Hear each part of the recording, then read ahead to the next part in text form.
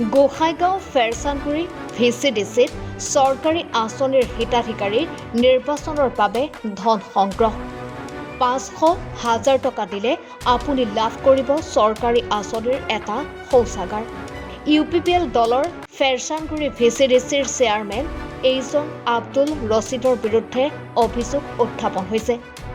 শৌচাগাৰ দিয়াৰ নামত প্ৰতিজন হিতাধিকাৰীৰ পৰা 500,000 টকাকৈ ধন লোৱাৰ অভিযোগ হিতাধিকাৰী।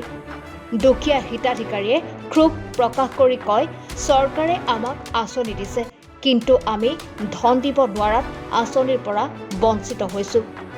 অসমৰ মুখ্যমন্ত্ৰী তথা BTR চিফ প্ৰমোদ বড়োক ইয়াৰ বিৰুদ্ধে ব্যৱস্থা গ্ৰহণ কৰাৰ দাবী জনাইছে হিতাধিকাৰীয়ে।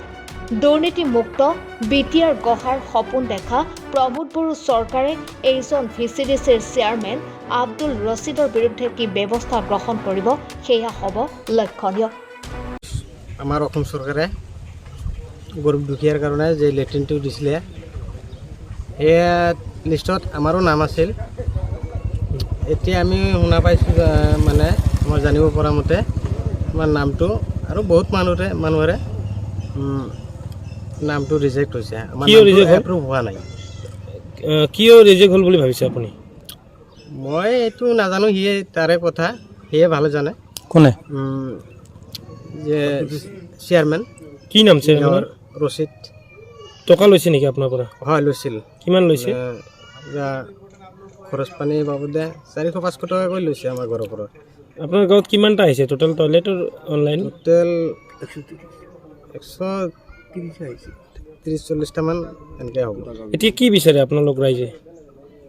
আমি ৰাইজে বিচাৰোঁ এইটো আমাৰ হক, আমাক পাব লাগে। নহ'লে চৰকাৰে আমাক দিয়ে, কিন্তু ইয়ে নিজৰ পাৰ্চনেল সম্পত্তি ভাবি থাকে নেকি। কোন দলৰ চেয়াৰমেন হয় এজন? UPPL। প্ৰমোদ বড়োক কিবা ক'বনে এই আমাৰ মিডিয়াৰ যোগেদি?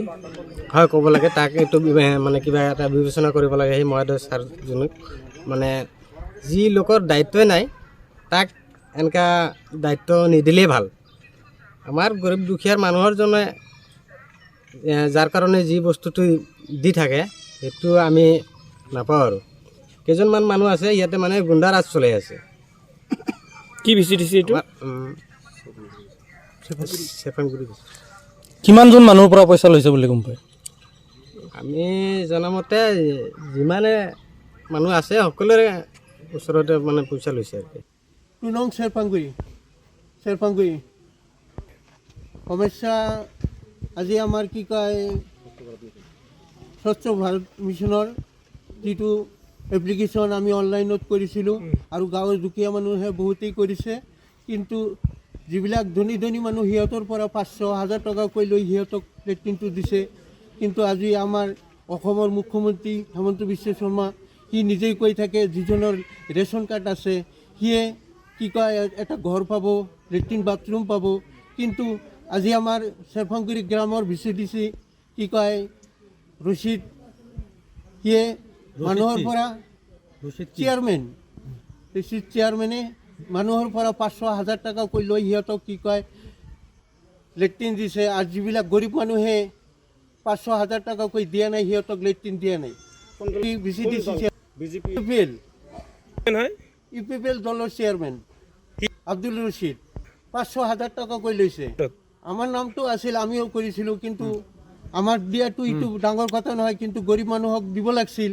সিহঁতক গৰীব মানুহক নিদি ডাঙৰ মানুহক পৰা পইচা লৈ কিনি সিহঁতক দিছে, কিন্তু গৰীব মানুহক লেট্ৰিন বাথৰুম বা শৌচাগাৰৰ কাৰণে কোনো বিধি ব্যৱস্থা সিহঁতে হাতত লোৱা নাই, এইটো কৰা নাই। সিহঁতে কাটি দিছে, কেঞ্চেল কৰি দিছে।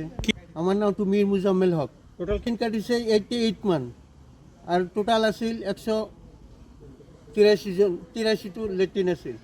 এতিয়া আমি কি কয় অসমৰ মুখ্যমন্ত্ৰী আৰু আমাৰ এই কোকৰাঝাৰ সমষ্টিৰ কি কয় প্ৰমোদ বড়ো ছাৰক সিহঁতক আমি অনুৰোধ জনাইছোঁ, এইটো বিধি ব্যৱস্থা কৰিব লাগে। গৰীব মানুহে যাতে লেট্ৰিন বাথৰুম পায় তাৰ কাৰণে আমি সিহঁতক অনুৰোধ কৰিলোঁ।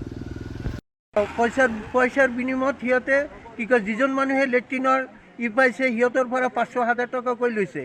কিন্তু আৰু গৰীব মানুহে বহুত দুখীয়া মানুহে এপ্লিকেশ্যন কৰিছিল, সিহঁতৰ নাম চিৰিয়েলত আহিছিল, লিষ্টত আহিছে, কিন্তু সিহঁতে পইচা দিয়া নাই বুলি সিহঁতৰ লেট্ৰিনটো হোৱা নাই চেৰফাংগুৰি VCDC দুৰ্নীতি কৰি আছে চেৰফাংগুৰি VCDC চেয়াৰমেন আব্দুল ৰছিদ গতিকে আমি আমাৰ অসমৰ মুখ্যমন্ত্ৰী চাহাব সদায় কৈ থাকে যে কি কয় আমি যিজন মানুহৰ ৰেচন কাৰ্ড আছে সি এজন এটা ঘৰ পাব আৰু লেট্ৰিন পাব কিন্তু যদিও আমাৰ চৰকাৰে অফাৰ দিছে কিন্তু আমি এপ্লিকেশ্যন কৰি পেলাইও আমাৰ গাঁৱৰ চেৰফাংগুৰি VCDC চেয়াৰমেনে সেইটো কেঞ্চেল কৰি দিয়ে আৰু কি কয় টকা পইচাৰো আৰু অফাৰ দি থাকে 500 টকাকৈ লাগে 1000 টকা লাগে হ'লে তাক লেট্ৰিন দিব নহ'লে নিদিব আমি কি কয় তাৰ বিচাৰোঁ আমাৰ অসমৰ মুখ্যমন্ত্ৰী চাহাবৰ ওচৰত